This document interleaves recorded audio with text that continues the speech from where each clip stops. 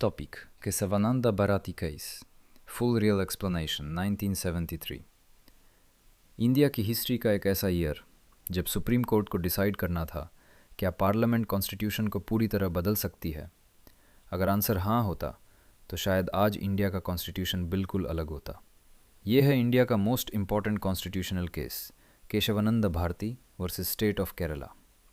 Background: case start कैसे हुआ। केरला में एक हिंदू रिलीजियस मठ था जिसके हेड थे स्वामी केशवानंद भारती।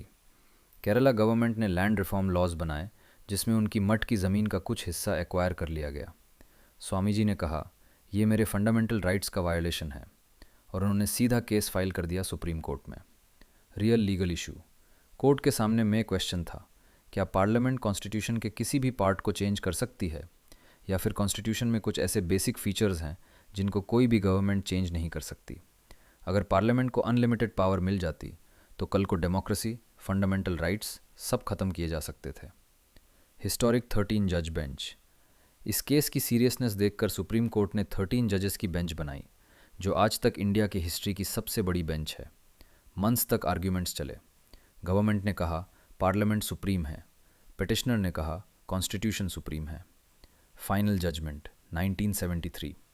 7-6 के नैरो मेजॉरिटी से सुप्रीम कोर्ट ने हिस्टोरिक जजमेंट दिया।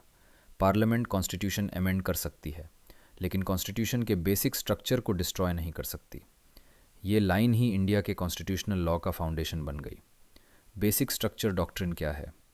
कोर्ट ने कहा कॉन्स्टिट्यूशन के कुछ कोर पिलर्स परमानेंट हैं: supremacy of constitution, democracy, rule of law, separation of powers, fundamental rights, judicial review.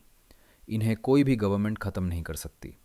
इस प्रिंसिपल को बोला गया basic structure doctrine. Impact on India: इस जजमेंट ने पार्लियामेंट की अनलिमिटेड पावर को लिमिट कर दिया और कॉन्स्टिट्यूशन को एक स्ट्रॉन्ग प्रोटेक्शन मिल गया। आज भी जब भी कोई कॉन्स्टिट्यूशनल अमेंडमेंट होता है कोर्ट चेक करती है क्या ये बेसिक स्ट्रक्चर को वायलेट तो नहीं कर रहा। अगर करता है अमेंडमेंट कैंसिल हो सकता है। सोचो, एक रिलीजियस हेड ने अपने लैंड डिस्प्यूट के लिए केस फाइल किया और उस केस ने पूरे देश का कॉन्स्टिट्यूशनल फ्यूचर सिक्योर कर दिया।